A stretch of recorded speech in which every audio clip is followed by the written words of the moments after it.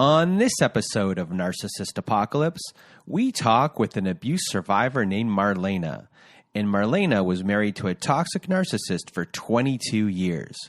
It's a story of subtle abuse, belief systems, parental alienation, and doing the inner work in the aftermath.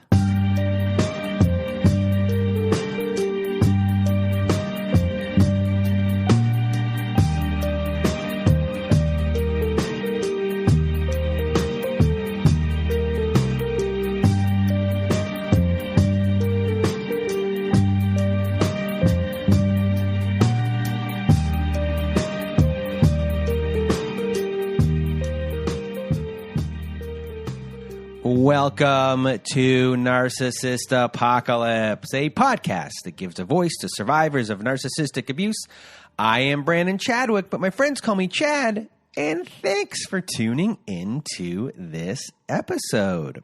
So what is a narcissist, you may ask? Well, for the purposes of this podcast, we refer to a narcissist as anyone who has displayed a pattern of behavior that shows a limited capacity to appreciate others' perspectives. It is that simple. And now, before I get out of my way and your way, and we get to our episode with Marlena, I just want to first thank everyone in the Narcissist Apocalypse community for listening to the show and sharing your thoughts by email, Instagram, Twitter, and Facebook. Also, a reminder, if you have not left us a review on whatever podcast service you use, Spotify, Apple, Google, Stitcher, CastBox, etc., please leave us a 5-star review as it helps out the show when it comes to rankings.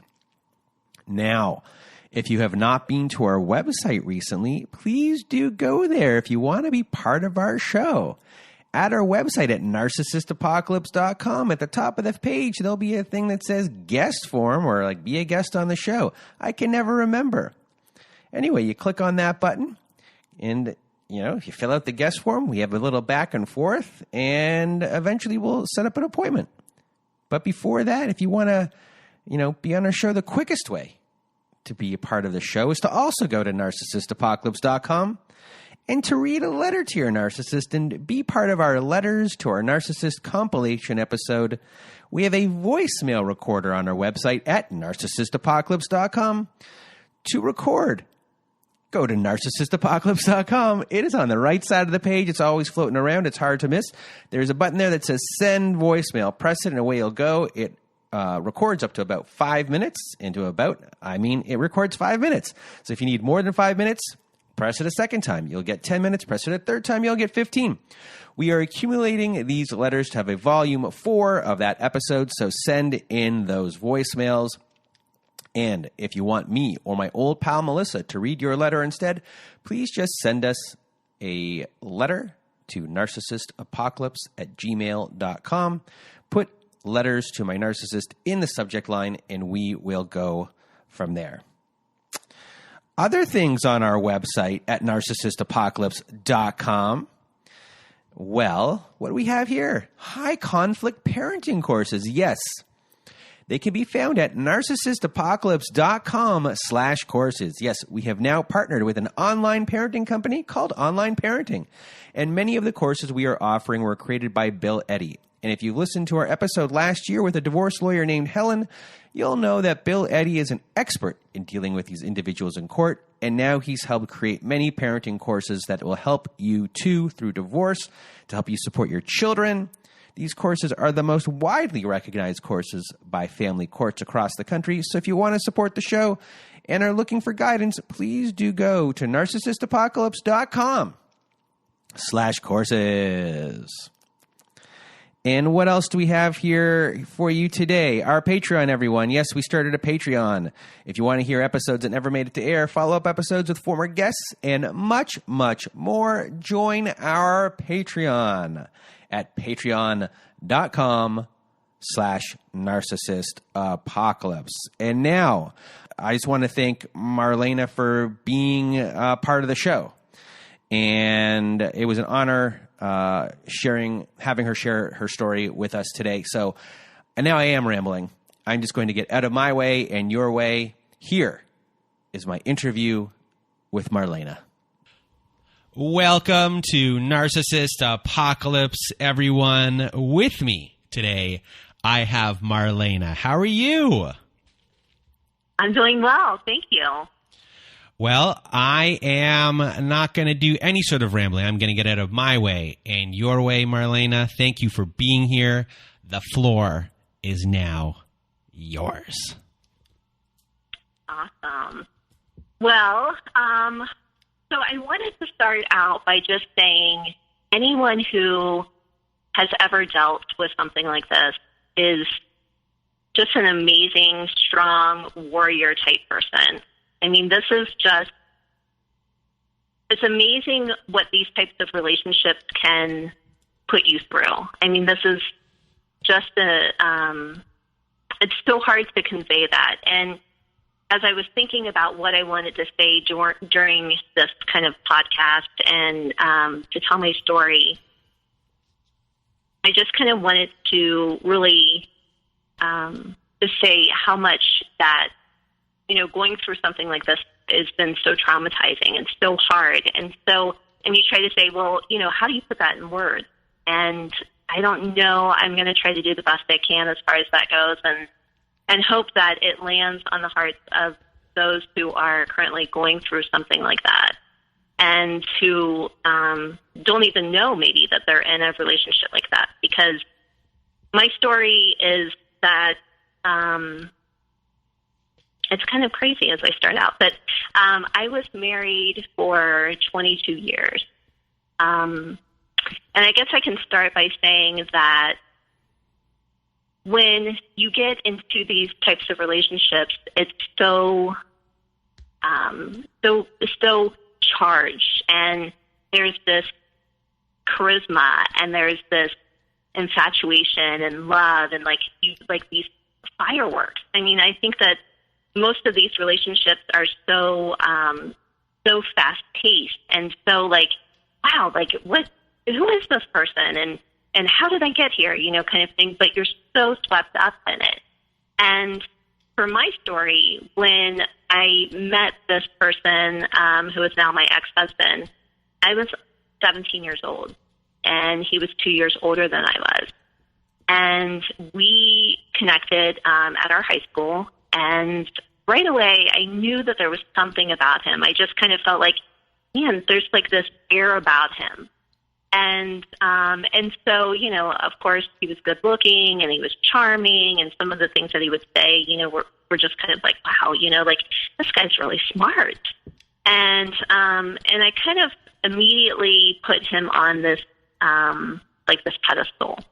And I looked up to him because he was also, he was 2 years older than I was. And of course, all the girls kind of really liked him and thought he was just so cute. So it felt like an honor that he paid attention to me, which is so crazy to say that now. But we started talking, and right away there was this feeling that I had, this supercharged feeling, and I never had experienced it before. And so I thought, oh my gosh, I even remember saying to myself, this is going to be my husband. This is going to be my husband. And it was so odd, because here I am 17 years old and I'm in high school, but we started dating, and I got really, kind of, like I said, put him up on this pedestal, he couldn't do anything wrong. But we would have these dynamic talks, and I thought he was so smart. And he would talk almost above me. He would use big words, and he would say things that, I after our dates or whatever, I would have to kind of go home and start checking it in the dictionary. At the time, it was a dictionary that we had. We didn't have Google. We didn't have any of that stuff. So it was all pre-internet days. So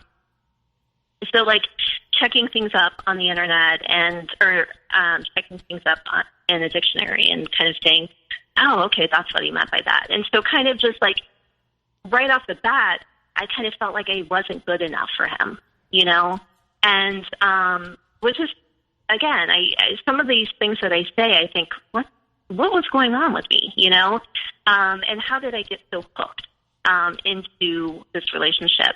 And so as we started dating, he would speak, and he knew, it was almost like he knew every subject. He knew all of this information. And I would just kind of listen, and I would just think, oh my gosh, like, this guy's so awesome. He knows about everything. It was so charming, and so he was able to get people to, like, listen to him and buy into what he was saying. And I went, fast forward, I graduated. He went off to the military, and he had dreams of becoming like a Navy SEAL. And I went on to college. I went and did a year, and I studied like criminal justice or something. And during that time, he kept talking about, like, I want to get serious with you. I think we can really, like, I want you to be here with me. Like, there's nothing more than I want. And so I kind of was like, well, what do we do? Like, do you want to get married or something? And he came home off of leave and was like, let's kind of do this. Let's get married. And he asked me to marry him. And of course, like, my mom is kind of like, like, have you lost your mind? You're like 19 years old, and I was like, I don't care. I like love him. I love him. So, I started planning the wedding, and he went back to, where he was stationed at. And so we were kind of like, corresponding on the phone, like, oh, do you like this? Do you want this? Whatever, for the wedding. And he didn't really take much interest in it, but I kind of thought, like, yeah, it's the guy thing, whatever. And, so we started planning, and he came home to get married. And when he did, I just noticed there was something, like, starting to go on with him. Like, I noticed, like, he was drinking more, and he had always been kind of like a drinker before.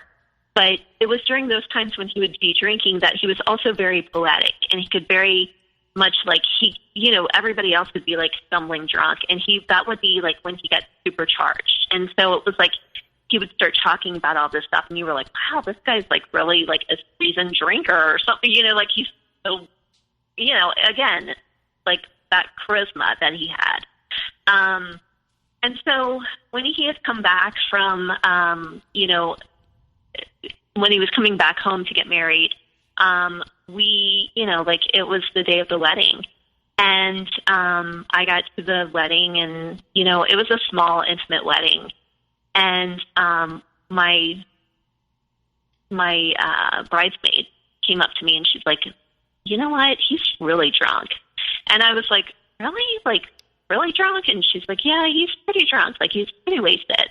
And I was like, oh my God, like, okay, but she didn't really want to stress me out. She was just like, let's get this done, whatever.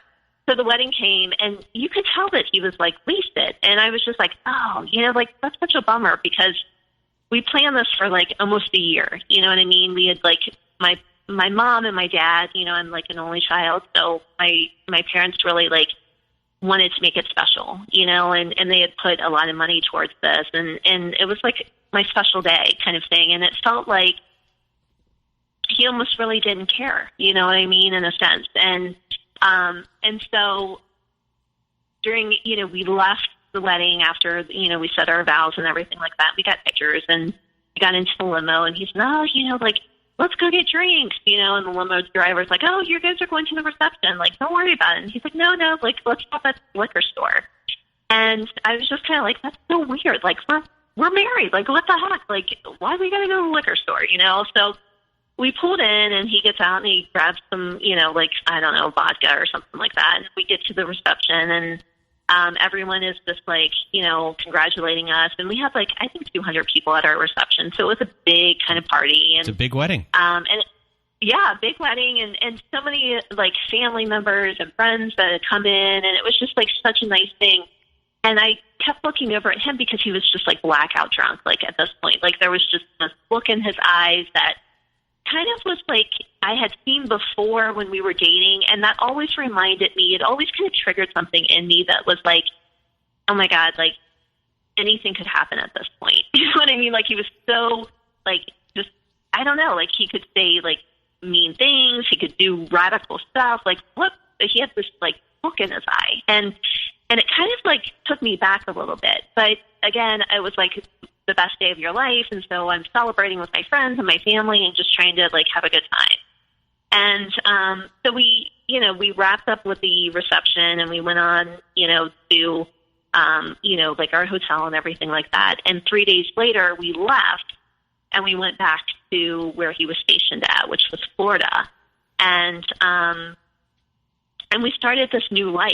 And I immediately was just kind of like, so I guess in this whirlwind, because, I had just gotten married and then now I'm moving and the excitement from everything. And then, landing in our new place and adjusting to being a new like wife, at 20 years old, And before you continue, what were you chalking everything up to at that point? The behavior at the wedding.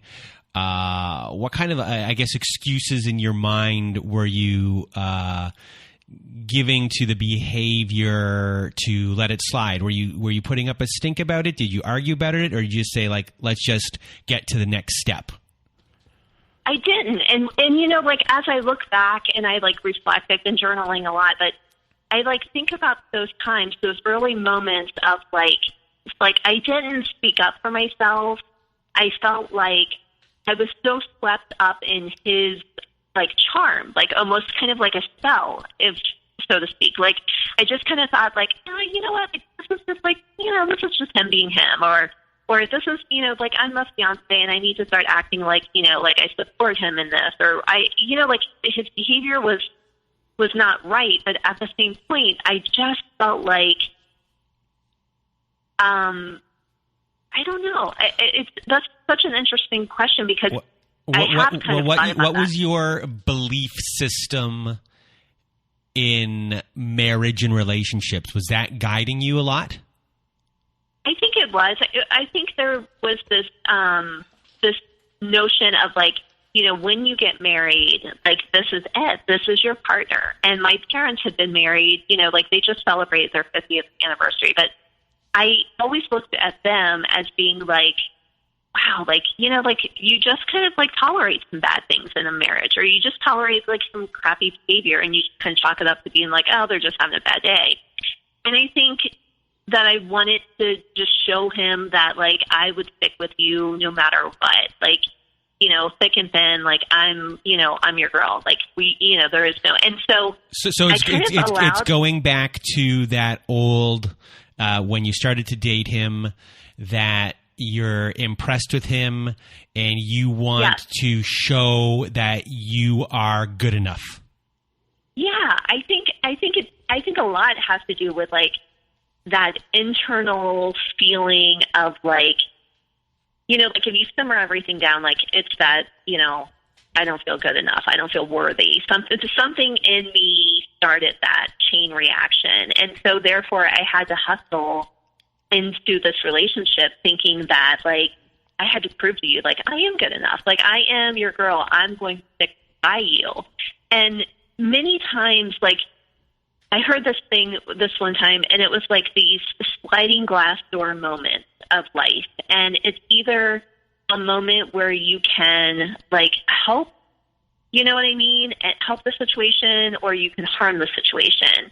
And I just kept feeling like I'm always going to help the situation. Like, I'm going to stick by you. I'm going to be there. I'm going to do this for you because this is who I am. And I love you. And, love to me meant like accepting any and all behavior, you know what I mean? No matter at what cost, even if I was betraying my own personal, like, oh, this doesn't feel so good, but I would ignore that voice inside. And it was kind of like, well, like this is what a good wife does. You know what I mean? Like that kind of mentality started right away. And I think it even started, like I said, like when we were dating and I would like come home from a date and my parents would say like, oh, how was your date? And I'm like, oh, fine. As I went up to my bedroom and I started like checking up the dictionary, like, oh, he used this word and it was this, or I'm reading like trivia pursuit cards because I want to have some sort of conversation that I can engage with him about because I felt like he was so smart and so like bright that I didn't have anything to offer. You know what I mean? Mm-hmm. Which is like so damn sad when you really think about that. Like, where did that start at? You know what I mean? Like, I have been, you know, just trying to like simmer that down, because I'm like, where did that start? You know, because I had a good childhood. I had a good, you know, my parents were attentive, and you know, it had nothing to like, I didn't have any crazy things that happened that would warrant that kind of feeling. But I think it was just that I looked at him and I felt like there was no possible way that I was good enough, you know, and I think that set the tone for the whole marriage, you know. And you were 17 years old when right. And I was 17 years old, and I was in high school, yes. And then it slowly, like, this was like my real first boyfriend. I mean, when you talk about like, you know, how, like, just how much that like impacts your way of thinking, like, you know, like your first whatever, you know, and you think, oh, okay, you know, like that just has such like, it has its own kind of like hooks in you anyway, you know what I mean? And you share that intimacy with them, and that's just, it's such a powerful thing, you know? And I think he knew that. I think he knew when he went to the military, like, just kind of how, like, I've got to get her, you know what I mean? Like, she's off to college, and I'm going to make sure that, you know, like, we get married, you know. And like I said, I was so young. I was 20 when I got married, you know. And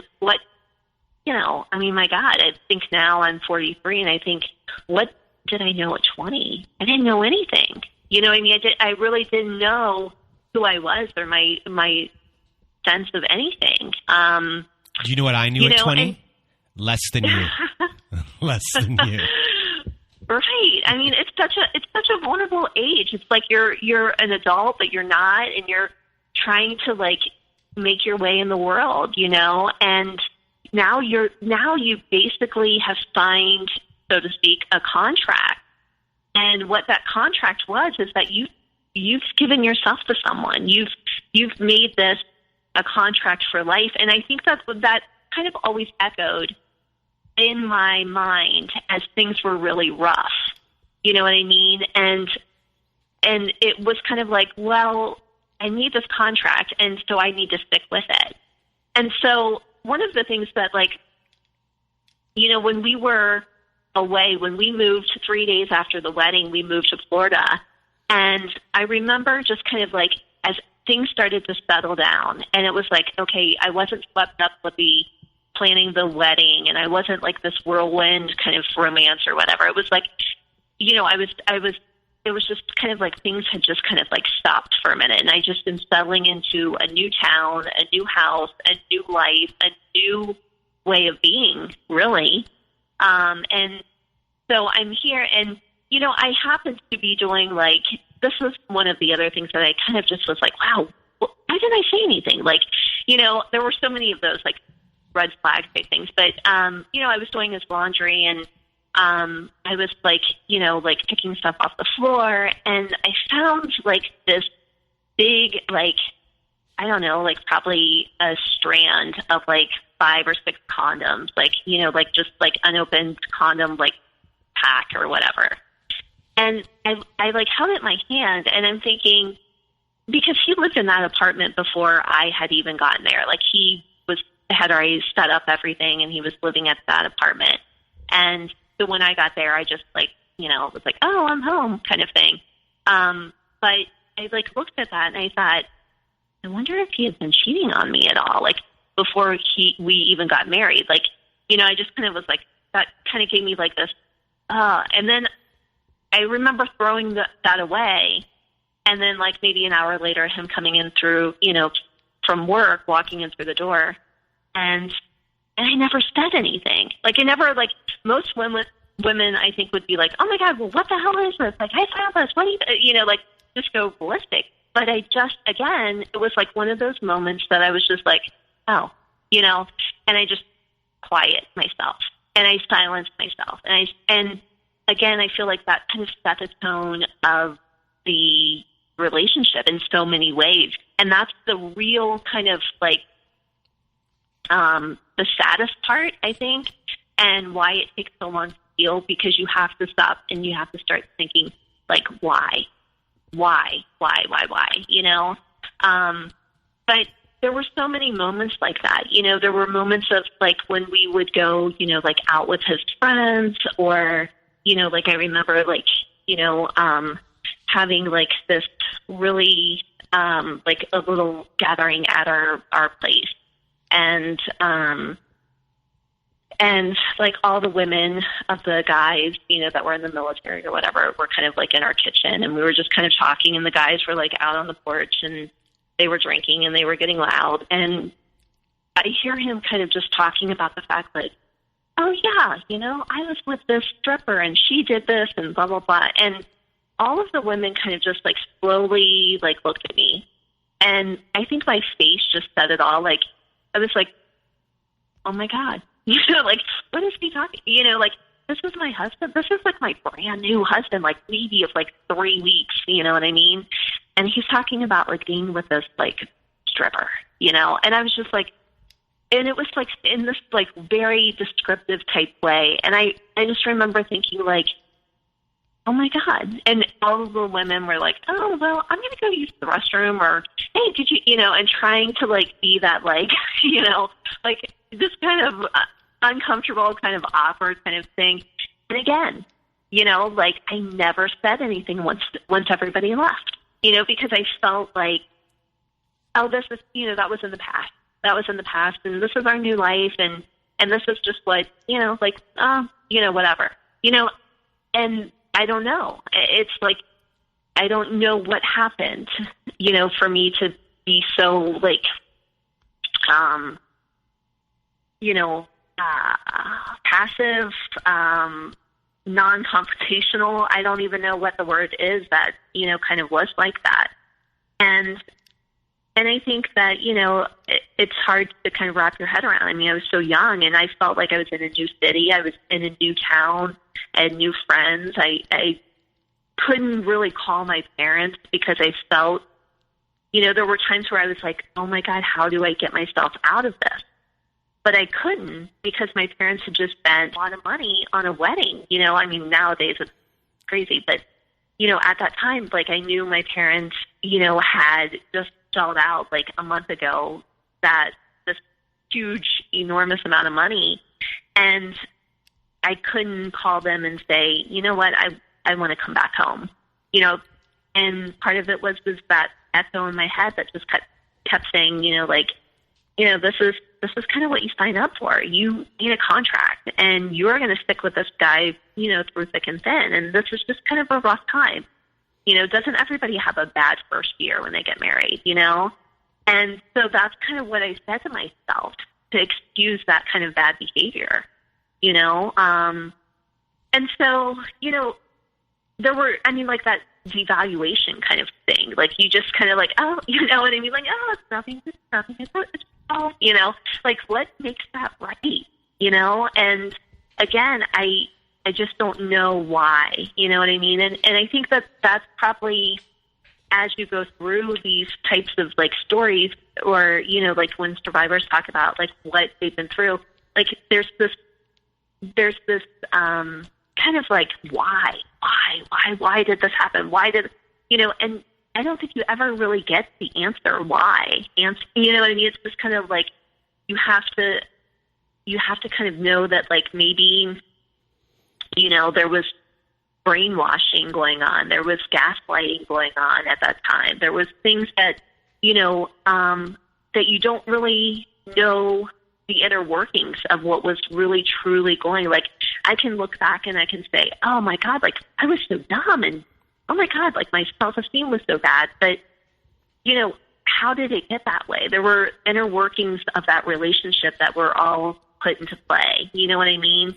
So when did, I guess, devaluation in the sense of like put downs and gaslighting, and I guess, was there attacks on your self-esteem, like actual not just ones that you were, your self-esteem, not that it took a hit before, but you were always climbing upward and reaching upward, and you had him on this pedestal. Was there a certain point where then he took initiative on it?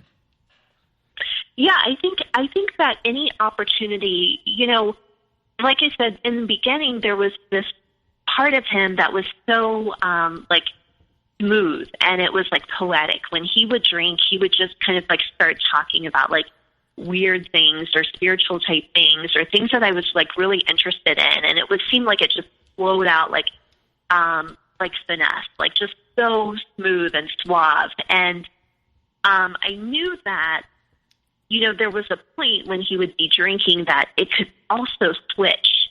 And that switch, there was a look in his eye. And when that look came about him, it was like this verbal unleashing would happen. And you would just be like, oh my God, what did I do to piss you off? What happened here? We were just talking about this. We were just talking about a band, and it would be a look in his eye.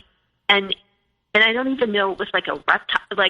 Thinking now, I just feel it was just a reptile. Just something came in him.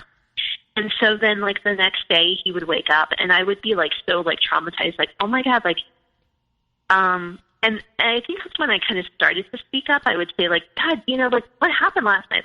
We were having a good time, and all of a sudden you just started saying all this crazy stuff, and you were talking out of your head, and you were saying, and he would be I don't know.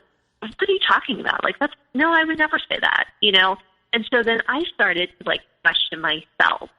I started to realize did I feel maybe I said something? I don't know. Maybe it was me. You know what I mean? Maybe it was just me that shouldn't have said this band was really good or whatever it was. I was making excuses for whatever, because there was no sense of responsibility for him. He didn't say, oh my God, are you kidding me? I said that to you. There was just kind of I didn't say that. What are you talking about? That's so crazy, And so I think that's when I started to learn this anxiety dance that we would do, or walking on eggshells. If I say this, then that means that he's not going to, kind of jockeying for him not to say these things. But what I realized is that anytime, he really wanted to, he could unleash. And I was reading in this book, this one time about the fact that, most guys who are like that, the verbal abusers or whatever, that also use drinking as an excuse, drinking doesn't make someone do that all the time. There is that, but they already have that in them. They already have that, venom in them. Drinking just allows it to come out more. You know what I mean? And, at the time, I couldn't understand because I'm God, we're newlyweds. Do you not like me? What, it was almost kind of he didn't, there was this, I didn't feel he really liked me, you know what I mean? Let alone loved me, let alone wanted to spend the rest of our lives together. So I kept hustling. I kept hustling for my worth for him. You know what I mean? If I just do this better, if I just act like this better, if I just, and so that became the framework of our marriage, and, I had one of my very best friends, she, came and visited us, and right away she kind of said, are you happy? You know what I mean? And I said, oh yeah. I'm super happy. Our life is great here. And, and she said, are you sure? You okay? You know what I mean? That kind of thing. And I saw at the time, I was kind of mad because I was why are you asking me that? I'm okay. Yeah, I'm fine. Everything's fine, kind of thing. And and so I just, kind of got used to this, little dance that we would do, and very often, I mean, that's how we kind of, how our relationship was. He would be all about him. It would be whatever he wanted. And I would just make sure that okay, yeah, you're good. That's cool. Yeah, sure. That works, and giving so much of myself, and as I like talk about these things, and I, you know, like I said, I was telling you before, like I've been journaling for the past year, and it's so crazy the things that you do, you know what I mean, to keep this relationship viable. Like, it's like you hustle, you work, you bend over backwards, you just are so accommodating. But again, I think it's like there was brainwashing going on there. And you say that because, you know, like I used to think like people who were like brainwashed were like, you know, sci-fi people or like people in the Twilight Zone or something, you know, like I had this really crazy, weird kind of, you know, oh, what is brainwashing, whatever, you know, but you don't realize how like subtle and how slow that process starts. And so how did he do that to you? Because I guess he was sowing the seeds of doubt inside you. Yeah, well, and that is like the biggest thing. That right there, what you just said, is doubt. Doubt is the biggest thing that I have had to overcome when, like, leaving this relationship, because I was so, like, there was so much doubt. Like, if I just did this better, if I just did this better, was I this, you know, the self-blame and the self-doubt that you have when you leave these relationships is just like, for me, it was like the biggest thing that I had to wrestle with, because that's really kind of the hallmark of it, is planting those seeds. The biggest thing though, like how it kind of just started is just those little subtle things, you know, those little things that like and the only example I can kind of like really lay it out is the fact that like therapy was a big thing. You know what I mean? Like, he would do these kind of things, you know, these little, like, where I would question my sanity, or I would question, like, did I really hear that? Did he really say that? If I just worked harder, if I just did this differently or whatever, you know, and I would start to kind of question my sanity a little bit, or maybe I was super anxious, or maybe I was like feeling depressed or whatever it was. And so he would start to say, you know, like, maybe you need to go to therapy. Maybe you need to kind of like work on like whatever's going on with you, you know?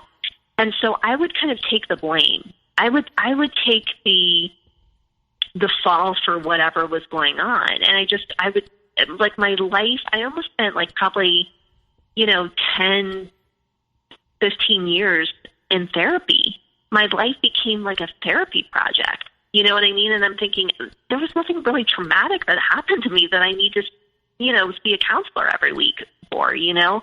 And it was almost like he would turn situations. And to give an example, I mean, there's so many things, but like he would just kind of like turn situations to make it kind of be like my fault. Like there was no, like he didn't take any responsibility for anything. There was never like, oh my God, like I really screwed up on that. Like, I'm so sorry I hurt you. Or it was always like, I didn't say that. What do you mean? I would never do that. I would never say that. And so then I'm like thinking to myself, like, oh my God, like, am I okay? Like, do I need to go see somebody?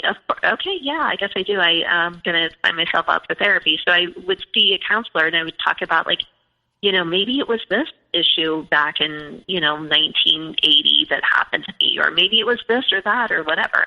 And it just became like this unraveling. And it was almost like he enjoyed me being the problem, so to speak, so he didn't have to face anything, or that I became like labeled as a crazy one, or you're too sensitive, or you're just taking things the wrong way, you know? And that was hard, you know what I mean? Because there was no sense of responsibility. He didn't take any, he didn't care, you know what I mean, enough to fix any kind of problems. It was always kind of like laid on me, you know? And when we started to have kids, you know, I have 3 kids, we have 3 kids together. And it was more of that kind of thing. Like it was slowly like, you know, I'm going to go out with my friends or whatever. And I would wonder, like, I would be home with the kids or my daughter or whatever when I first had her. And it was like he was still in that party mode. But I also know that, like, when he was going to come home, that there was going to be this verbal unleashing. Like, he would just kind of, like, say something crazy. So I would always try to be in bed with my daughter. And I would just say, like, oh, I went to bed, kind of thing. So I didn't have to hear him. So I think some of that was, like, that he was, like a binge drinker, alcoholic kind of, guy. I know that he was. But, I used to think that the whole thing would settle down, or that it would be okay if he just got sober. I thought that would, like, fix everything. And so I would, like, encourage him, like, hey, like, you need to get help. Like, you need to really, and he would just say, like, no, I can quit on my own. And I would say, no, like, really, you need to get some help. And he would just kind of chalk it up to being like, it's not a big deal. Like, really, like, you're making this out to being, like, such a big deal. And then he would start to say things like, you used to be so fun, but you're not really that fun anymore. Like, you're kind of lame, And, of course, then I had, like, 3 kids, and I was, taking care of them. And he would say things like, I remember, like, nursing my son, and I was exhausted. I mean, I was exhausted and just so tired. And he wanted to go out with his friends. And I said, could you take care of the other 2, while I'm putting him to bed? And he just said, you know what? You're a real fucking cunt. You're a super fly cunt. And I was just like, what did you say to me? You know what I mean? Like, what? And he would say things like this to me. And I was just like, what? Like, just the most hurtful, vile, hard thing to say. And it just, like, rolled off of his tongue like it was nothing. And I just remember thinking, like, oh, my God, like, I would never speak to somebody like that. And he did it so regularly. It became just, like, that's kind of how he started to, devalue me. Those little seeds of doubt is what really kind of, like, gets intertwined into your soul. Like, that just is so, like, it's so hard to deal with that sometimes, because even now, a year out, there's times where I think to myself, did I do everything I could? Did I do everything I could to make, and it's like you have to constantly, educate yourself and tell yourself, like, look at the journals, look at what you wrote. Do you think that is love? And, one of my very best friends, like, after she was killed, I went into this deep, dark depression. I was so, like, she was my childhood friend, and she was there from the birth of my kids. She was there for every single thing that I can remember. And being an only child, I felt like she was like my sister. So she was killed, and I just lost it. And I could not regain myself for probably a year. And it was the hardest time of my life. But there were times where I could see him almost like, why are you still crying over that? Like, why are you sad? Like, you need to move on with your life. Like, things happen, you know what I mean? Or like, things happen. And I would just be like, okay, like, maybe I am too sensitive. Like, maybe I need to get it together. And then I would, like, kind of be like, oh my God, like, maybe, like, grief would just come over me. And it was almost like he didn't have any compassion for that, or there was like this lack of empathy or feeling or whatever. Like, he couldn't relate to why I was upset, And so, I think he resented sometimes the fact that I was grieving, and he couldn't fix it, And I didn't expect him to fix it, because you can't fix that, It's just something that you have to just, kind of allow yourself to, go through, And I think he kind of hated that. Mm-hmm. But after we, like were married for a while and stuff like that, we decided to come back. And we wanted to, like, we both were kind of getting into like holistic health, and we were, wanting to open up like a yoga studio. And so I got certified as being a yoga teacher, and then he also got certified as being a yoga teacher.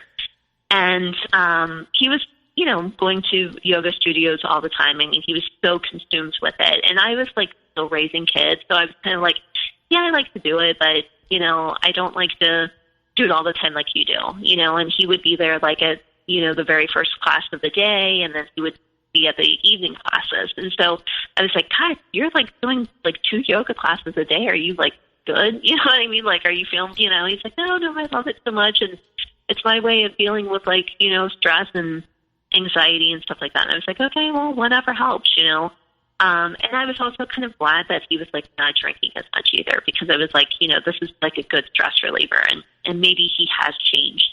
And I started to notice like, he's not really wearing like his wedding band anymore. You know what I mean? And then I would ask him like, okay, so like, where's your wedding band? And he would just say like, well, like when I do yoga, like it really like hurts my finger. Like it just really like presses down, and I don't like the way it feels. And I was like, okay, all right, well, I guess, And so I think, hindsight is always 20/20, like that should have been like, something's going on. But there's the betrayal of yourself, where you just kind of don't question things. You just kind of go with it. You just kind of, sweep it under the rug, like, oh, maybe that is true. Maybe he doesn't like wearing the ring or whatever. And so he would say things like, maybe I'll get a tattoo of my, wedding band or whatever on my finger. And of course, he never did, but it was just something that he kind of strung me along and would say that. And, I ended up like, I was cleaning out some stuff, and I found it in this like craft box, like this, like where all the markers and Play-Doh and stuff like that was. Like, I found his ring like stashed there. And I just kind of like remember thinking like, it really didn't mean anything for him to like put it up like next to his nightstand or anything like that. It was just like crammed in this like random box of crap, you know what I mean, that my kids had. And I felt like an ick factor. Like I was just kind of like, what's going on here? You know what I mean? Like, but again, he would say, oh, it's just, I didn't like to wear my ring or whatever. And, and that's kind of, another thing that I wish I would have like addressed, like, okay, like something more was going on, like dive a little bit deeper, but I hadn't. Were you also, in a way, you have 3 kids? Yeah.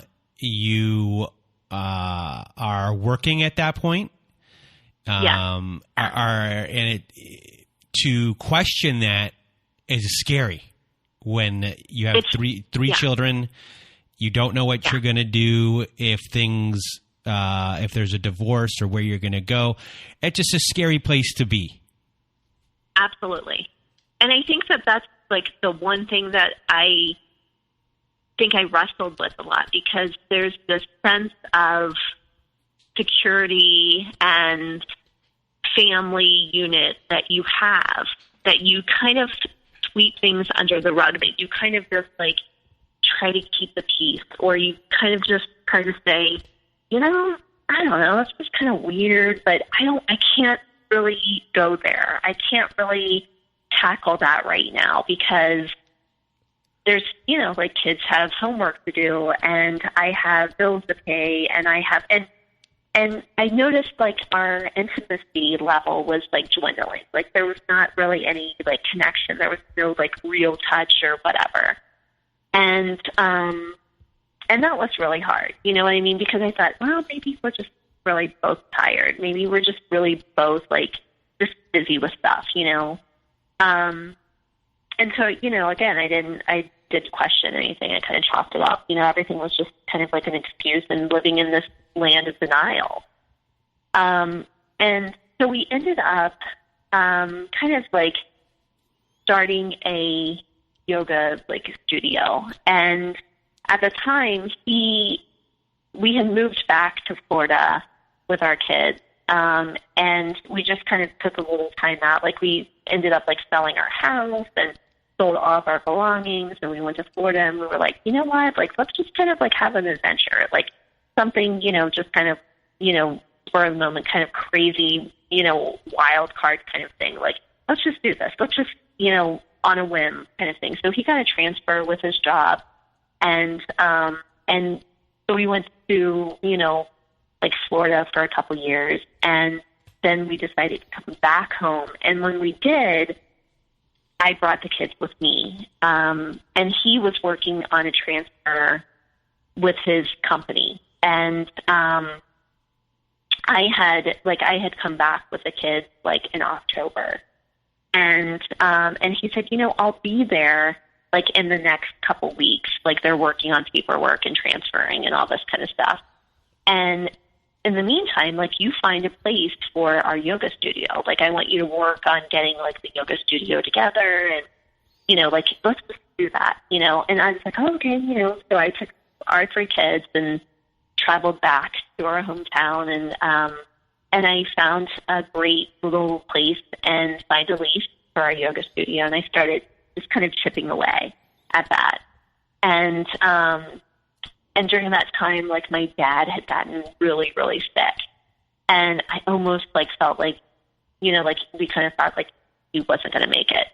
And I would talk to him on the phone, my husband, and I would say, like he's really bad. Like I don't know, like from day to day, like if he's going to make it. And I would hear him on the phone, and he would just be like, oh my God, that's just terrible, But he didn't really offer to come back home. Like he didn't offer like, oh my God, I'm going to be on the next flight. Like I got to be there with you guys. Like, he just kind of like had this back kind of like stance, like where he just kind of like, oh my God, that's terrible. I'm so sorry that you're dealing with that. You know what I mean? And at the time it was like, I have 3 kids, but I'm, each one was like in elementary school, middle school, and high school. So they're all scattered, different schedules. And I was chipping away at this yoga studio. And then boom, where we were living, my dad was really sick, and my mom was just back and forth to the hospital. So like life was in complete chaos and craziness.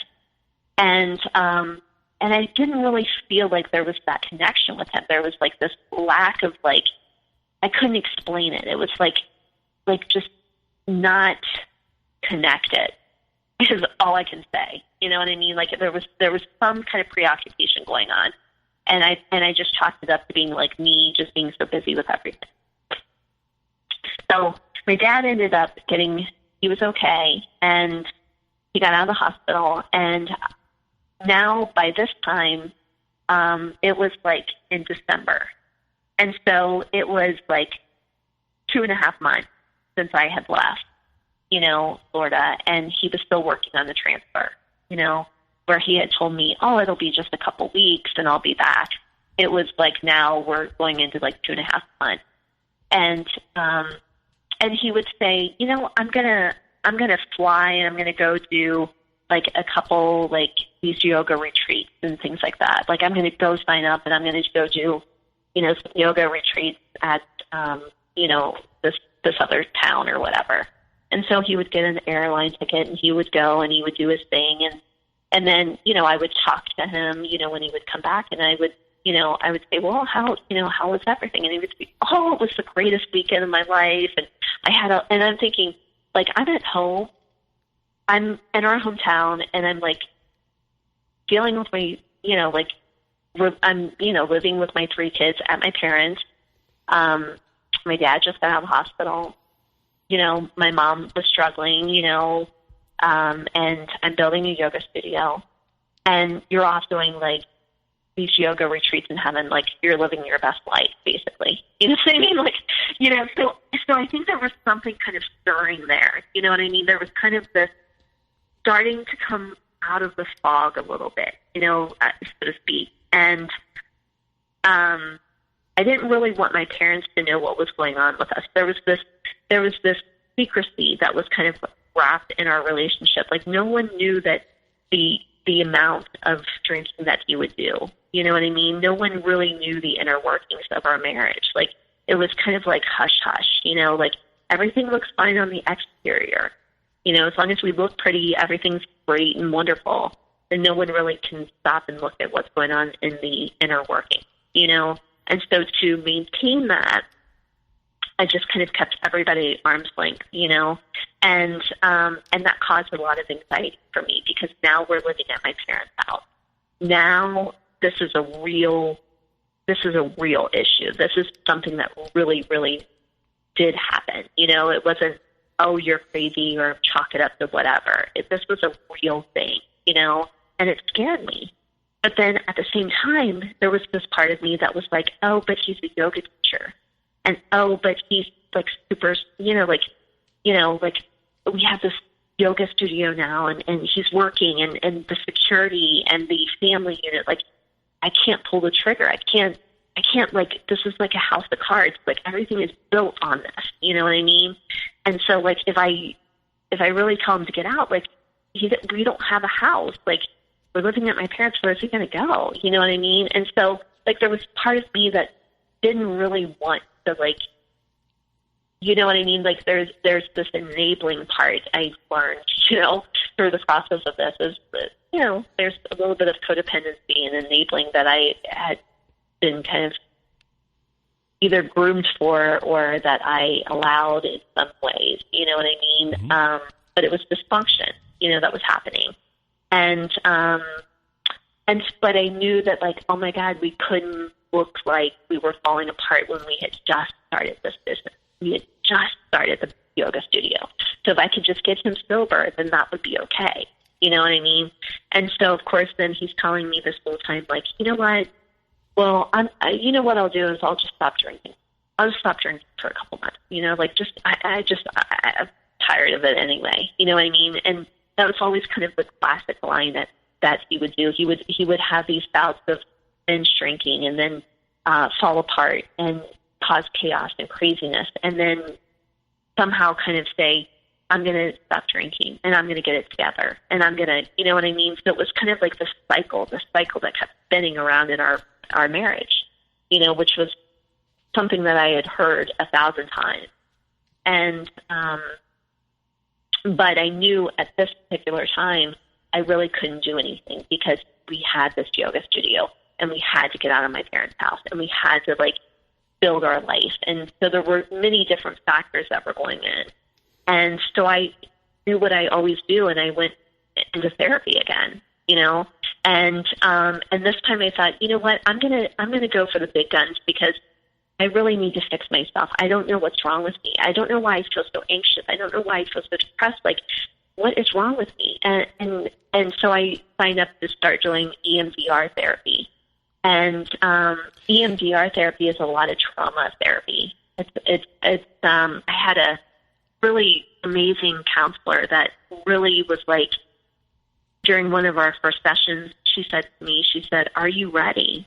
And I was like, yeah, of course. I want to get better. I don't know how to fix it. I don't know what the, you know, and at the time she didn't know what I was there for. You know what I mean? Like, she knew that I had trauma, you know, from losing, you know, my best friend, you know, suddenly, and, you know, just like little childhood stuff. But it was like, you know, she didn't really know what we were really embarking on, and neither did I, for that matter. Like, I kind of like had been in such deep, sick denial about my life and the ways that I had betrayed myself, the ways that this was such a toxic relationship, you know?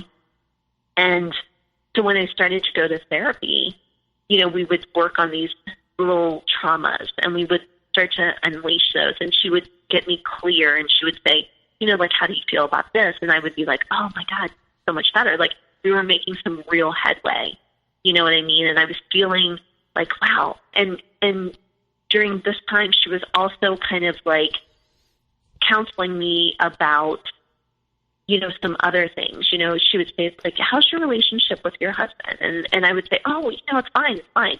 You know, but she kept like prodding me. She kept like poking. And it was like this elephant in the room that I wasn't really willing to like look at. I was willing to do the work about the other stuff. Like, I was willing to go to the dark pits of like, you know, losing my friend suddenly and you know, other like weird little childhood stuff or, you know, traumas or things that I had had in my past. And I was willing to go to those depths, but I wasn't really willing to talk too much about my relationship with my husband. And then like we started to like, you know, she started to poke and prod and she would say things like, how is the intimacy? How is this? And so each week kind of revealed another like layer upon layer. And she said, you know, I want you to really start to talk about that. You know, I want you to open up about like what you're feeling about this, you know, relationship. And I slowly started to like peer inside. I was starting to slowly uncover some things. And the more and more I started to like dive in, the more and more it started to like the fog started to lift. And I realized that I was in a very abusive relationship. Like there were so many things that started to surface and the things that he would do, or like I would be, you know, I mean, like the things started to kind of come together. And I was just like, what's happening? And oh my God, is this really what our relationship is like? And it was like I couldn't gaslight myself anymore. I couldn't chalk it up to being like, oh, we're so busy, or oh, this is just the way it is, or oh, this is a good wife does, or I couldn't do that anymore. It was like something had happened where my whole, like, the only way that I can kind of describe it is like Sleeping Beauty. Like I just woke up and I looked around and I was just like, oh my God, this is my relationship. And I had to like, once you see it, you can't go back to sleep. You can't go back to sleep. And so during this time, again, we hadn't been intimate in like, it was almost like a year, you know? And I'm thinking to myself, like, something's wrong here. Something's really wrong here, you know? And we weren't connecting. It was kind of like he would do these binge drinking things, and then he would get back on he would be able to binge drink for a couple of days and then get back on the wagon and then go teach a yoga class. But when he was with me, he would say things like, you know, you're a fucking cunt. And I've stayed in this marriage for a long time trying to keep you sane.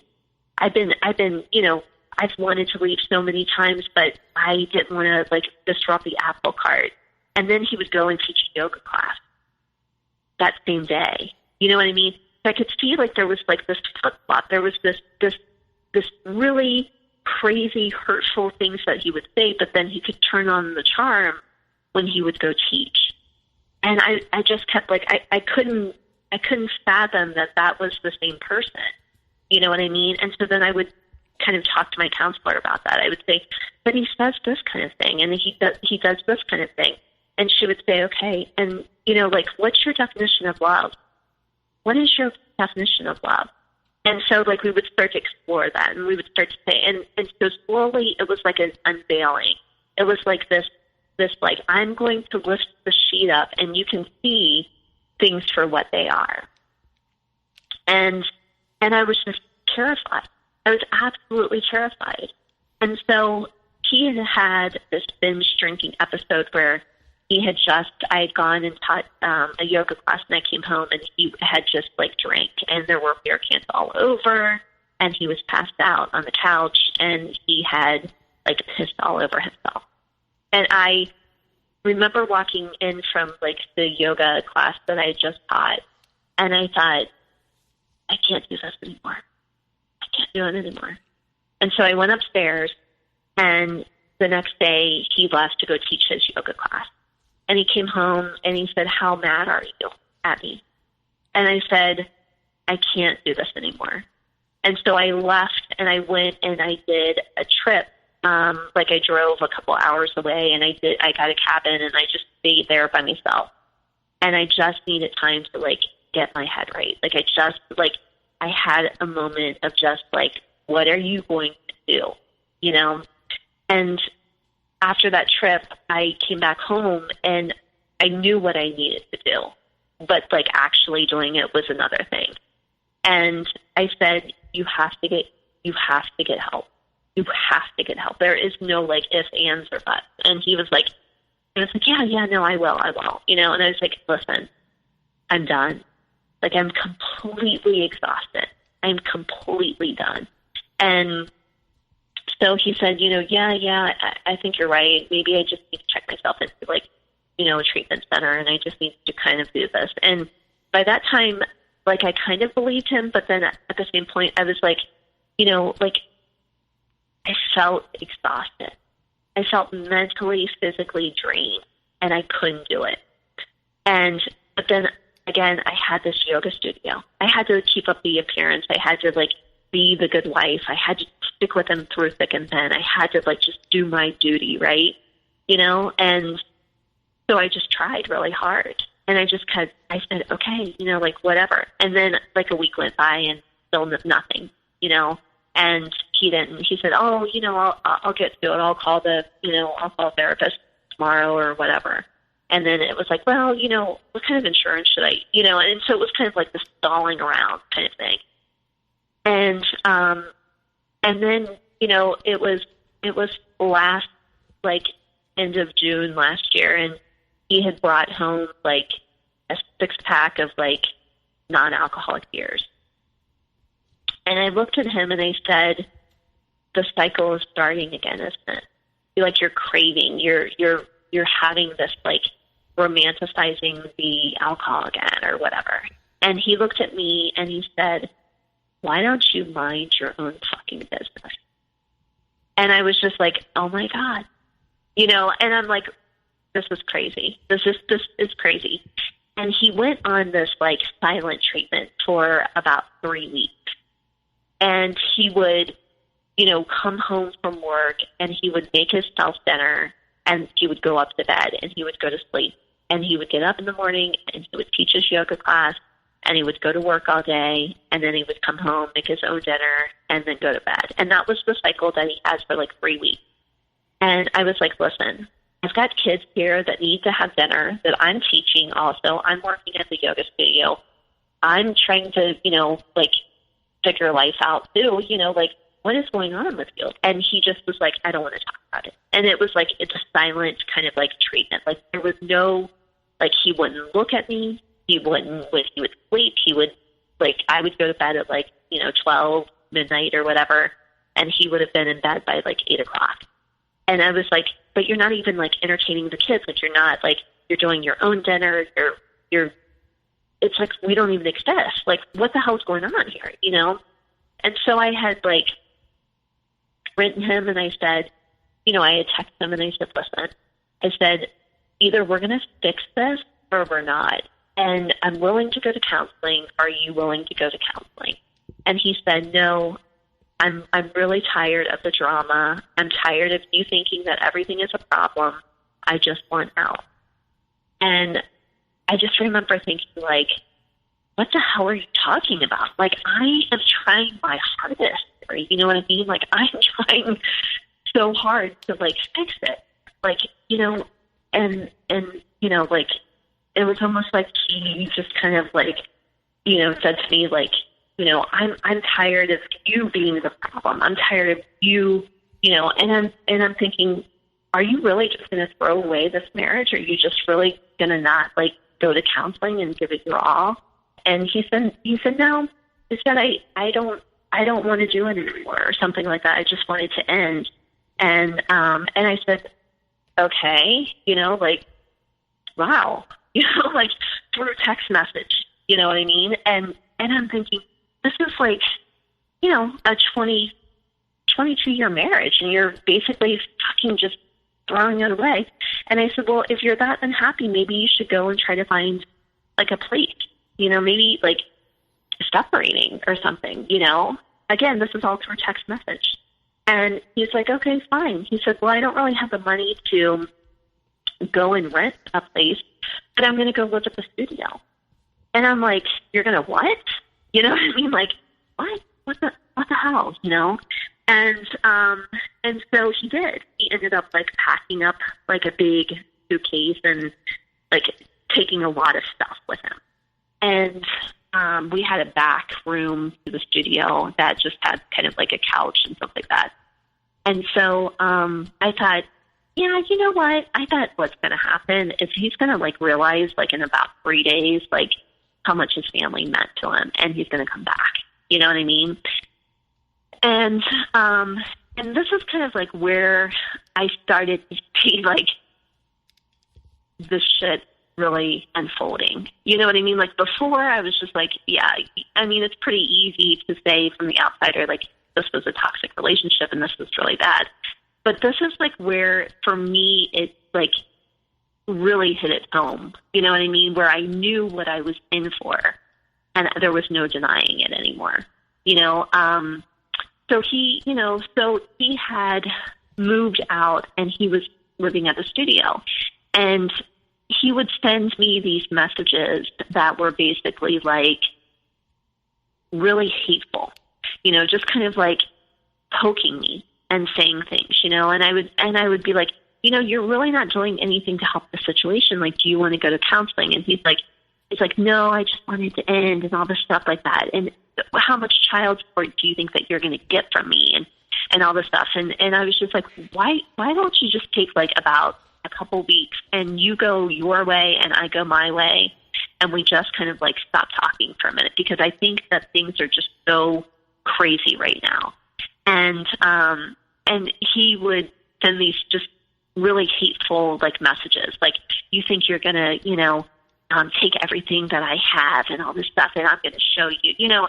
And I was just like, why are you saying this kind of stuff? Like, just chill out, like, stop, you know. And I would ask him, like, do you like need to come home to get a shower? Do you, like, you know, I know our studio doesn't have a shower. Like, what are you doing? And he's like, no, I bought a gym membership and I'm going to get a shower at the gym.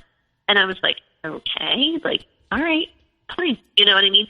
And I would say, like, are you going to come home and see the kids? Are you like, and he's like, yeah, I'm going to be here at this time and I'll pick up the kids and take them out to dinner. And I was like, okay.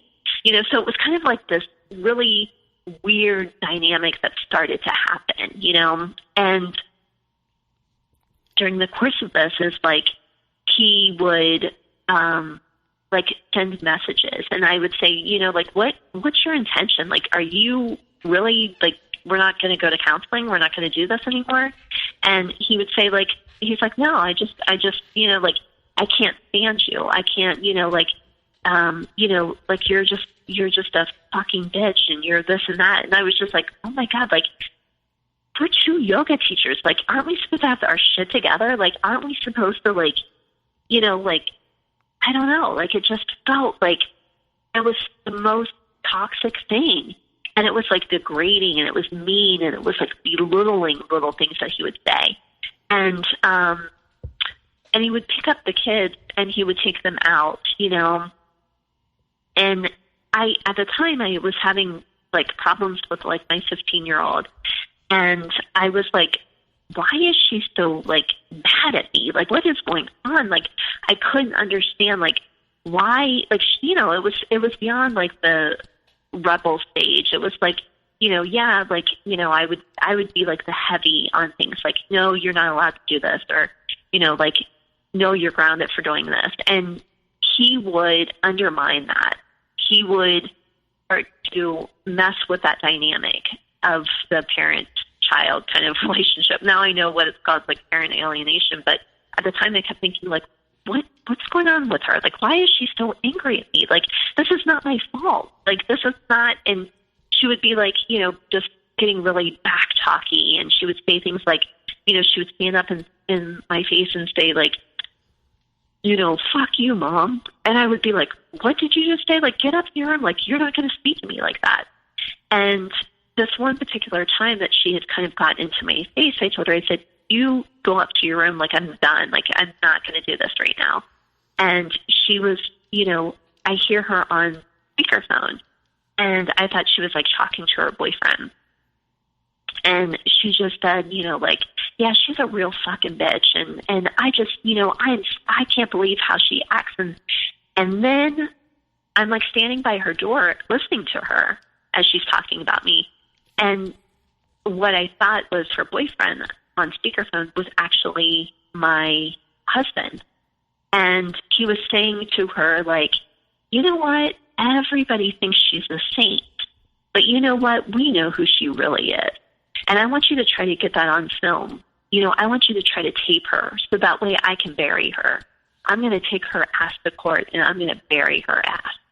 And I remember thinking to myself, like, what the hell is, like, he's like Oz behind the green curtain. You know what I mean? Like, he's been pulling the strings for her to act out with me so he could be the good parent. You know what I mean? It was like this very crazy thing. You know, like he would tell her, like, you know what? I've been working my whole time that we've been married and your mom has never done anything. And I'm like, that's not true. Like, I've worked, you know, I've been raising kids. I've been, like, working in a nonprofit for 10 years. I worked at a hospital for, 5 years. Like, what are you talking about? But he would tell my kids, like, I've paid for everything and your mom's not done anything and your mom blah, blah, blah. And, like, he would say those things to my kids. And then I would have to kind of deal with that backlash of, like, yeah, Dad really has done all this stuff for you, Mom. Like, why, And then I knew that when that started to happen, that there was no more trying to repair this relationship. Like, it was like, we're done. You know what I mean? And when I started to kind of get that in my mind, I started to just kind of like, there was this moment of just starting to kind of slowly start to check out. Like, I just started to kind of just like, oh my God, like, this is actually really happening. Like, this is the father of my 3 kids. We've been married for 22 years, and now he's trying to turn my kids on me. And that was, like, incredibly painful. Like, there are no words that describe that. Like, the fact that you're already having problems with, like, the kids were struggling with, like, this separation, and, they were, in their teenage years, and then you throw that kind of stuff on top of it. Like, there's just some real demonic forces that were happening. You know what I mean? Like that's so horrible for them. You know what I mean? It was horrible for me because it was like, I couldn't fix it. And it was like, they almost kind of were, believing everything that he was saying. And then therefore, when they would come home, they would like rebel. And it was hard. It was hard to like try to not dive into the pit with him and start like mudslinging. It was like, if you believe that, then I'm sorry. Like, that's not true. But you know what I mean? And I would try to like really get my wits about me. But at the same time, it was so incredibly painful because, especially with my daughter, I was just like, like, what is happening? And she would have such like heat for me, you know what I mean? And I couldn't understand why, and so my birthday came around and I wanted like, all my kids there. And he had orchestrated this scenario where my daughter started to, she was with him and she started to like unleash on me. You know what I mean? She would say like, you think you're a great parent, but actually you're really not. Dad and I see right through you. And, and I was just like, oh my God, like I have my parents here. It's my birthday. And right now I just feel like curling up in bed and just sobbing my eyes out. Like I just couldn't function. I was like, and it was so hard and so hurtful. And it was really wild. It was almost like he was still, teaching at the studio, but then it was like he was doing these little shady back things, to get back at me. And like this vindictiveness that I had never seen before. And when you're messing with like your kids and you're messing with the mother of your kids, like there's something that just like turned on for me. Like, you don't mess with my kids. Like, you could mess with my head so much, but when you start to mess with my kids, that's a whole different game changer. You know what I mean? So that really like kind of kicked me into a different kind of gear. Like I started to really see things as they were. And so during this time, we had also decided that, we were going to close the yoga studio because I said I just couldn't do it anymore. I couldn't teach anymore. I didn't feel inspired. I felt like I couldn't do it anymore. And he had agreed, and he said, let's close the yoga studio. So I would go to the yoga studio and I would start to carry things out, and I would take like pictures and plants and some props that we had and some things, and I would start to carry them back home. And at the time he was like, I really am tired of teaching, and I really am done with it, and so that kind of went on for, a couple months of him saying that. And so I put out a letter to our community, and I said, we're sorry, we're going to close it. It's not a sustainable business, and we really hope that everybody understands, and we'll refund people. And I started to refund people and tell them oh, here's another yoga studio 10 miles down the road, and, good luck and all that kind of stuff. So I was kind of preparing to close our studio too at this time. And I got a text from him, and I opened up this text, and it said, hey, by the way, I've decided to keep the yoga studio open, and I don't want you there anymore. I'm the one who has done everything, and you're no longer welcome. So before you continue, technically what has happened here is he left the home. He went and lived at the studio, giving you zero option. He went to live at the studio. That puts a wedge into you even going to the studio. And because he's constantly there and living there, you decide, okay, we're going to just stop the business as a whole, which takes away your living from you. And then once you decide that, he secretly goes behind your back, hijacks your business for you. You're not in the business anymore. And now he's there. He's a hero. And, it's all his now, and you're gone. And he's done it all kind of secretly, or just, behind you, just really behind your back. Yes. It was brutal. It was what just happened, and it was I could see the whole picture at this point. That was the absolute cherry on top, that I knew that it was no longer viable. I knew he had already messed with my kids. He had now taken the things that I absolutely loved to do and felt so passionate about and so connected to. So even if you wanted to restart another studio somewhere else, your loyal fan base wasn't going to come. They were already still with him. Yes. Yeah. And I couldn't even think along those terms. I wasn't even functioning in a way of even saying, even if I went to another studio, I wasn't even thinking I could even teach a yoga class, because my anxiety and my panic attacks were so bad. I felt like I needed to hide. I needed to hide because I didn't know what he was saying about me. I didn't know what was being spread about me. But, the yoga teachers that were there, they were like, well, I know you guys are really having a hard time, and it's so great though that that he's taking over the studio, and he's going to, just kind of, save the day. And that's great. I mean, I'm glad that you guys could at least keep it open. And I'm thinking to myself, you don't know what he did in order to keep that open. You don't know that, what had just transpired, and they were just kind of still kind of blindly supporting him. It felt so personal. It felt so oh my God, it was being exiled from your own space that you created. When I remember, in a strange way, there's also spiritual abuse occurring here. Oh my God, tremendous! That was the thing. This was a space that I had created.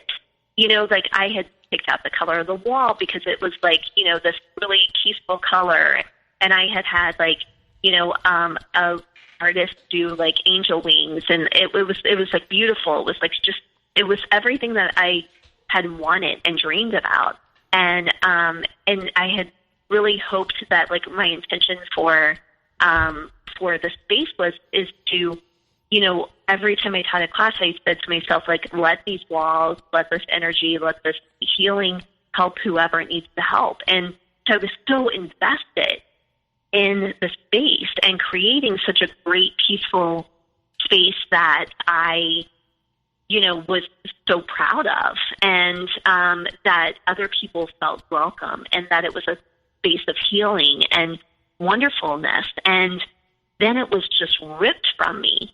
And then I couldn't even go back to that space because now I felt completely violated from that space. Like I couldn't, the very thing that I needed at that time was yoga and healing, but I couldn't go back to my own space. Like it felt like all these people around me were still enjoying the space, but I couldn't be there.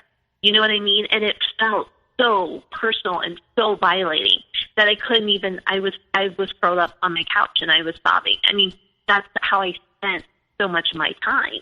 It's just like, I can't believe this was a space that I wanted to have healing for people and good workshops and good practice and all this other stuff. But now it was like everybody else in our community was, saying, oh my God, I'm so glad that he's at least able to keep it open. I know that these two aren't going to work out, but I'm glad that he's able to keep it open and good for him, that kind of thing. And I thought, but they don't know what that meant like for me. You know what I mean? Like it felt like I was screaming at the top of my lungs and no one could hear me. And it felt like so stifling. And I just like shrunk down. I just like went internal and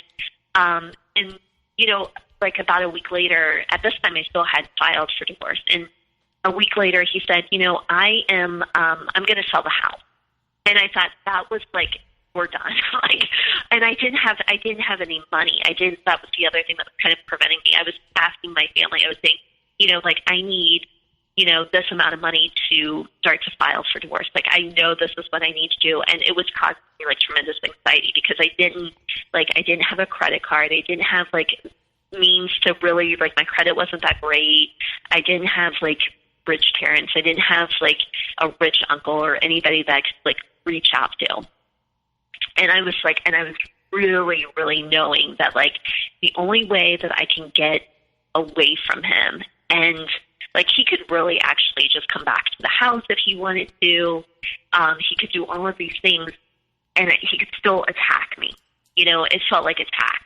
And so I felt like this sense of anxiety. And I happened to be talking to a really good friend that had also been a friend that had kind of gone to the yoga studio, and she had taken my yoga classes.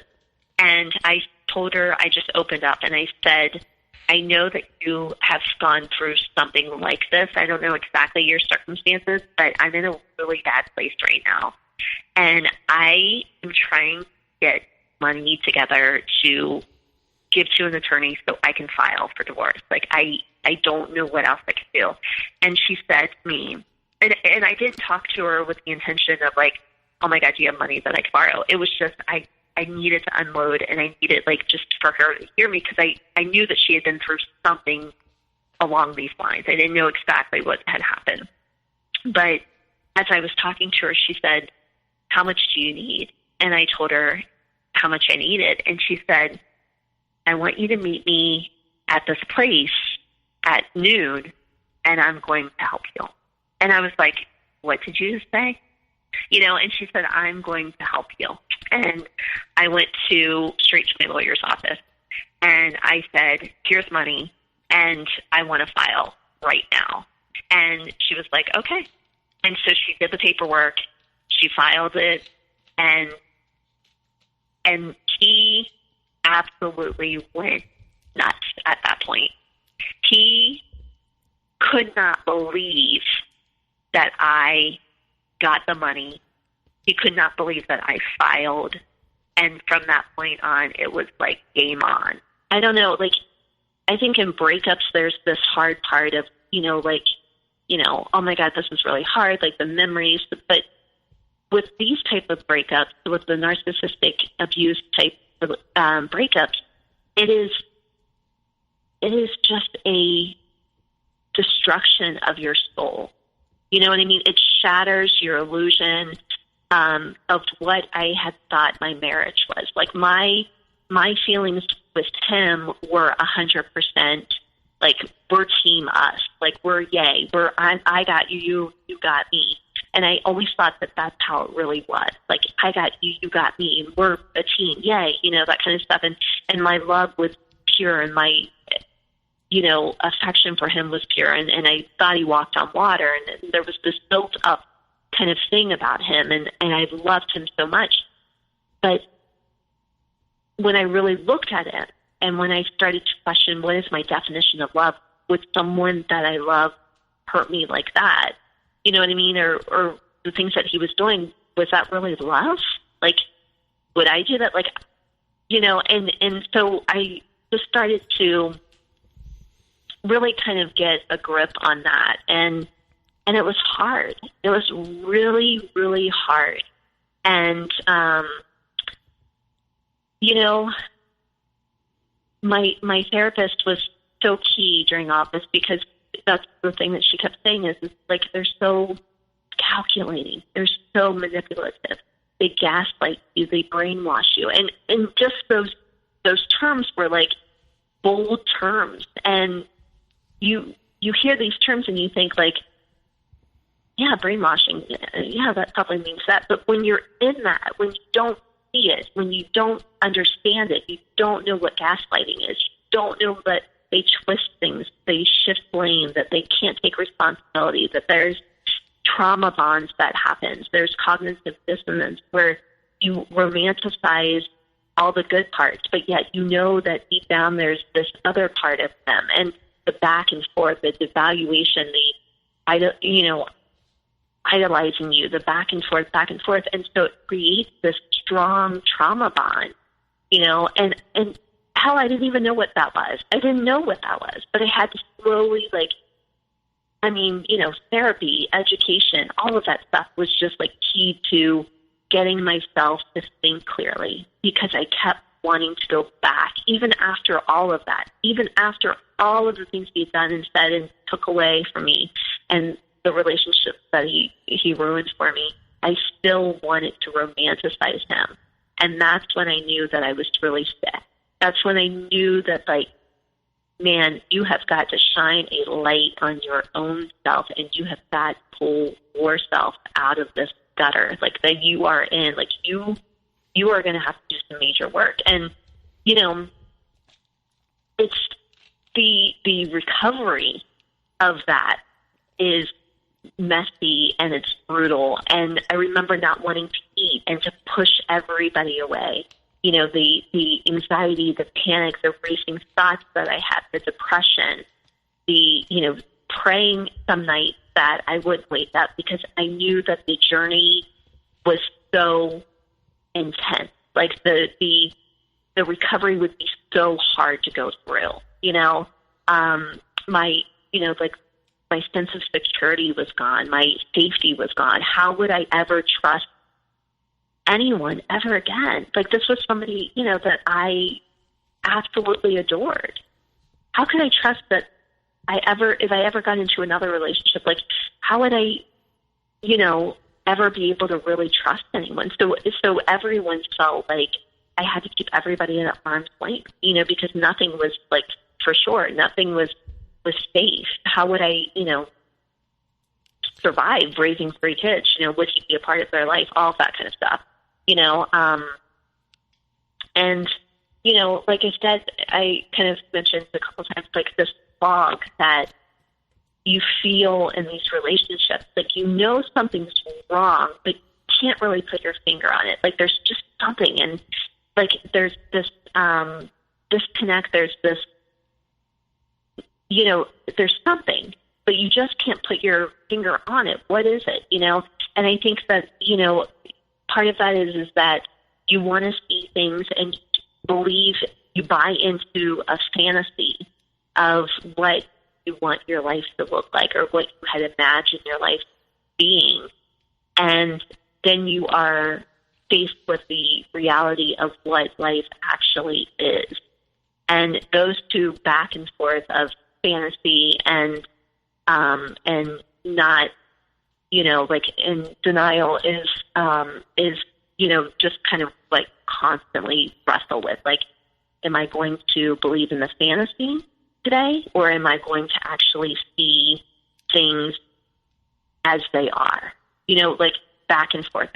And I remember that messing with my mind so bad, is that I wanted to believe in, oh my God, he was such a good guy. Like, we went on vacations together and we laughed at this movie, and he was still great at this. And, like, he held my hand during this, or he was very compassionate, and he was a yoga teacher, and he's really nice, and he's good with people, and he's so smart. And then there would be this side of, but this was abuse. Like, this is plain abuse. Like, you have to stay, like, forcing myself to face it. And that is so hard, because, that also means that you have to really face the truth about yourself. You know what I mean? And so I think that's really hard. And, and then the also recovery of that is that you're left with tremendous triggers. You're triggered. You hear a song and it takes you back to, oh yeah, we were riding in the car, and and then that starts the whole reaction in your body, a whole chemical reaction, and nightmares. I have nightmares of it, talking about it, explaining it to people of what you just went through, and how that impacted you and how that made you feel, stirs up, this unsettledness and this really tough thing to kind of swallow, and how do you explain to people that, now I'm a year out or whatever, and there's people that, want to take me out on a date or whatever, and like, I'm not even there yet, but how do you even start to explain what you just went through, and I think that's really hard, you know what I mean, to really verbalize. Like, I know emotionally and physically and psychologically what I went through and the way that it impacted me and how it actually changed my brain. Like, when I see him pull in to get the kids, there's this anxiety that comes over me. And I'm like, okay, guys, come on, hurry up, get your bag, okay. And there's this, I noticed my breathing is shallow, and I'm racing around, and then when he leaves, there's this sense of like, okay, I feel like I need to stop and center myself. I need to get back, and that's always going to happen. I mean, that's it's a permanent mark on your brain that this person did to you. It's a violation. It's a spiritual violation. It's a physical violation. It's a criminal act that was done, and how do you ever put into words what that felt like? You know what I mean? And so, as I recover a year out, it's been the most painful year. And a lot of the time it feels like I'm walking up this very steep mountain that's very muddy, and that I'm like giving it my all, and I'm climbing up as hard as I can, and I slide down. You know what I mean? And then I look up and I know that I'm not at the very bottom of it, but I'm not at the top yet. And so I keep working and I keep trying, and I slide down a little bit, but I know, you know what I mean? So like, my healing is not at the top of the mountain where I can look down and say, oh my God, like, this was the best thing that happened to me. It was brutal, but I'm not there. But I can also appreciate where I was and where I still have to go. You know what I mean? And, now I look at him in such a different light. When he drops off the kids, I know that, like, that would have never worked. Like, I did the right thing. You know what I mean? And because there's a piece of that. And not only that, but I also, had struggled too, because he had moved on very quickly. He had actually started dating, a yoga teacher, and she works at the studio, and so it felt violating again. It was like another lashing that I got, you know what I mean? And I felt like, oh my God, like it sent me in a spiral. And I thought, but she's also like half his age. And I thought that's exactly what he wants. He wants someone that is easy to manipulate. He wants somebody that is easy to, you know, put him on a pedestal just like I did. Like I can see myself in her. And my friend had asked me, and she said to me, like, oh my God, like he's dating this girl that's super young. And, you know, and I said, but that's exactly what he wants. You know what I mean? That's exactly what will work for him, because, you know, I was once that girl's age, and I also believe like she does. And I think she probably feels like she just got a really great person in her life, but she has no idea what that ride is going to do to her. You know what I mean? And, you know, and it will absolutely destroy her if she does not wake up. You know what I mean? And so I don't feel anger towards her. You know, I don't feel anything like hateful towards her. I feel sorry for her, if anything. You know. So before we end off the show, I just have a couple questions. Is your divorce finalized? Yes. Okay. So yes, and it was finalized during all the COVID stuff, and I had really talked to my attorney, and I said, you know, like I am really struggling with like being in the same room with him. Like there's this, you know, anxiety that I have, and she said, you know, like maybe, you know, we can figure out something. Well, COVID happened, and so we actually had our divorce granted over the phone. So it like worked out really great. It was like I didn't have to face him. I didn't have to be in the same room with him. I could do a 5-minute phone conversation with the judge, and it was over. Mm-hmm. So that is like done. And you know? How is your relationship with your children? So my relationship with my kids has never been better. Okay. My kids are doing really well. My 15-year-old is now seeing the light, and she is disgusted by her dad because she came to the conclusion, and she said, you know, I feel like I was manipulated. I feel like dad would like unload on me, and he would say all these things about you, and I couldn't understand why he would say, like, what kind of parent does that kind of thing? And I would just kind of like sit back and just say, you know what? You know, like I would try to validate her feelings, but I didn't want to be bashing on her dad, and I still don't bash on him. I validate how her experience is, you know, and she now is struggling, like my kids are struggling with the fact that like he moved on so quickly, and that he's got a young girlfriend, that my oldest is like, you know, 6 years younger than his girlfriend. And so they all kind of really don't want to hang out with him. They don't want to see him too much, you know. And so they just kind of say, you know, like, Dad doesn't, and they've all kind of come to this conclusion of saying, you know, like, Dad doesn't really care about our feelings. Like, he's kind of just doing his own things. He's selfish. He doesn't care what we think, you know. And my 15-year-old had, like, texted him and said something like, you know, we don't want to be around you when you're with your girlfriend. Like, we don't want to be there at the same time. And he said, sorry you feel that way. You know, and so she said, sorry I feel that way. Like, I'm basically sending you this big, long paragraph about how you've hurt our feelings and stuff like that. And you send back, sorry you feel that way. You know, so she kind of sees things very clearly, you know, and I think it's just, I think I didn't have to say anything. I didn't have to do anything for him to reveal who he was. And, you know, the kids are smart. Mm-hmm. You know, they see it. You know? I'm thankful for that you don't have to go through the parental alienation anymore, because that just sounded devastating. So I'm happy that absolutely devastating. That your children are back in the fold. Thank you so much for having me on here. And if I could just add the fact that like there was this really like this short little poem that really rang true with me, but it was something about the phoenix. And so it goes, and just as the phoenix rose from the ashes, she too will rise, returning from the flames, clothed in nothing but her own strength, more beautiful than ever before. And so that just kind of like is on my journal, and I wrote that, and I reflect back on that, because that is really what it takes to get through that. It's you know, that inner strength that will eventually shine through, and we'll get through it.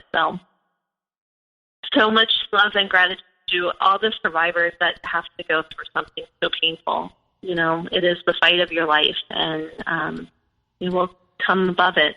I mean, it is hard. Well, thank you for sharing that. And I really just want to thank you for coming on the show today and sharing your story with me and everyone else. It's been an honor, and I hope for everyone else out there listening, I hope you all have a good night.